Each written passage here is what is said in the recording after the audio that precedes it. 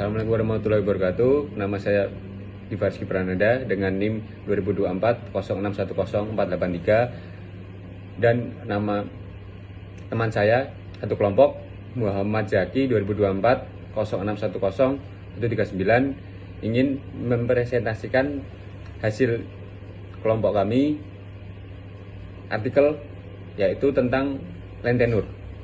Pendahuluannya yaitu adalah bahwasanya Lentenur ini merupakan salah satu aspek fundamental dalam pengelolaan sumber daya alam dan pembangunan ekonomi di berbagai negara. Konsep ini merujuk pada sistem hukum dan kebijakan yang mengatur kepemilikan, penggunaan, dan penguasaan lahan dalam konteks yang semakin kompleks. Isu penguasaan tanah ini semakin penting, terutama di negara-negara yang berkembang seperti di Indonesia dan banyak negara ASEAN, di mana pertumbuhan populasi sangat masif dan urbanisasi yang sangat cepat menimbulkan tekanan terhadap sumber daya alam yang terbatas.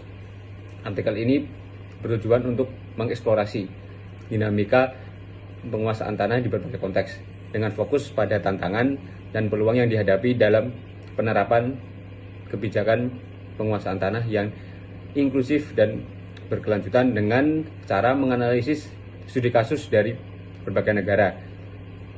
Adapun beberapa tujuan artikel ini dibuat, yaitu yang pertama adalah menganalisis konsep penguasaan tanah, yang kedua mengidentifikasi tantangan, yang ketiga mengeksplorasi praktik terbaik, yang keempat memberikan rekomendasi, dan yang terakhir meningkatkan kesadaran. Assalamualaikum warahmatullahi wabarakatuh. Saya M. Zaki sebagai rekan Diva, yang dimana sebelumnya dia telah membahas masalah penguasaan tanah. Jadi saya akan melanjutkan pembahasan tersebut. Dari yang telah saya rangkum, saya akan membahas yang pertama, yaitu urgensi. Artikel ini membahas sengketa lahan antar pemerintah, perusahaan, dan masyarakat di Indonesia dan Tiongkok. Masalah ini mempengaruhi akses sumber daya dan kesejahteraan sosial, ekonomi, serta lingkungan. Fokus pada perempuan Toba menunjukkan pentingnya keadilan sosial dan kesetaraan gender dalam pengelolaan lahan. Di pembahasannya, yang pertama yaitu penguasaan tanah.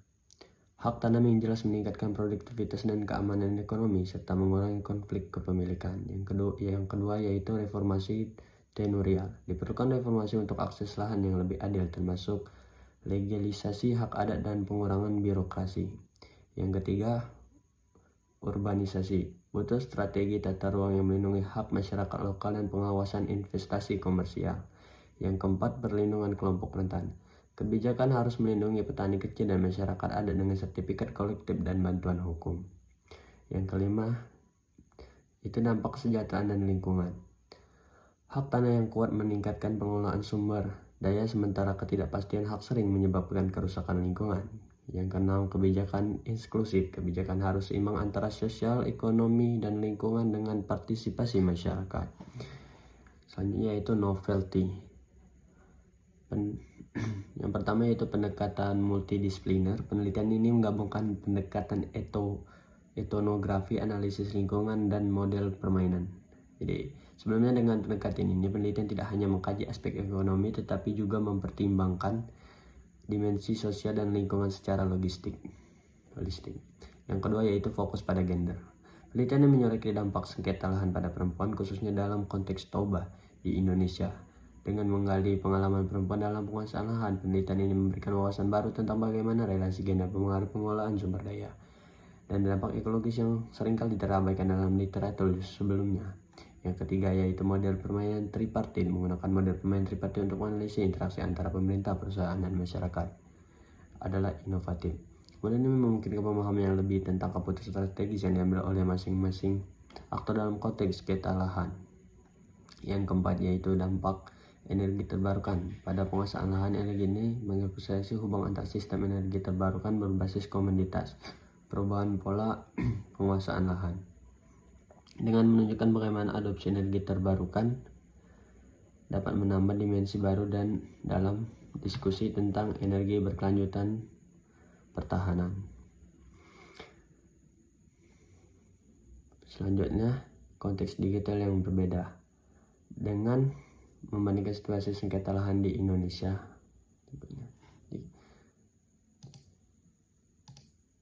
jadi kesimpulan artikel ini menegaskan pentingnya penguasaan tanah sebagai aspek fundamental dalam pembangunan sosial, ekonomi, dan lingkungan. Di berbagai negara, khususnya di negara berkembang seperti Indonesia dan Tiongkok, penguasaan tanah yang ada berganjol tidak hanya menjamin keamanan pangan dan kehidupan masyarakat, tetapi juga memainkan peran krusial dalam pengurangan kemiskinan, pengelolaan sumber daya alam secara bertanggung jawab. Penelitian yang mengadopsi pendekatan multidisipliner dengan menggabungkan etnografi, analisis lingkungan, dan model permainan tripartit memberikan pemahaman yang lebih mendalam tentang dinamika sengketa lahan serta interaksi kompleks antar pemerintah, perusahaan, dan masyarakat lokal. Salah satu teman utama dalam kesenjangan dalam pengakuan pelindungan hak perempuan, khususnya komunitas adat Toba di Indonesia, di mana meskipun perempuan berhasil mendapatkan kembali tanah, mereka tetap menghadapi beban sosial, ekonomi, dan ekologis yang berat akibat struktur patriarki yang masih dominan. Hal ini menunjukkan bahwa pengelolaan sumber daya lahan perlu memperhatikan aspek gender secara lebih serius untuk mencapai keadaan sosial yang lebih inklusif dan memastikan bahwa hak-hak perempuan tidak diabaikan. Sekian pembahasan dari kelompok kami. Lebih dan kurang kami mohon maaf. Saya akhiri. Wassalamualaikum warahmatullahi wabarakatuh.